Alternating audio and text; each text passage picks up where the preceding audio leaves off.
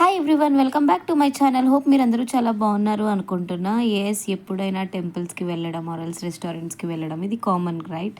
But ఇప్పటి నుంచి నేనేమనుకున్నా అంటే ప్రతి నా బర్త్డేకి అదొక ప్లాంట్ తీసుకోవాలి అండ్ ఆ ప్లాంట్ని నేను చాలా భద్రంగా చూసుకోవాలి అని అనుకుంటున్నా. అండ్ ఫైనల్లీ ప్లాంట్ తీసుకోవడానికి ఇట్లా వెళ్ళేసరికి ఆల్మోస్ట్ అది క్లోజ్ అయి ఉంది. బట్ ఫైనల్లీ మేము లక్కీ అనుకోవాలి. ఆ టైంకి వెళ్ళేసరికి అతను వచ్చారు అండ్ కావాల్సిన ప్లాంట్ ఏంటో తీసుకున్నాం.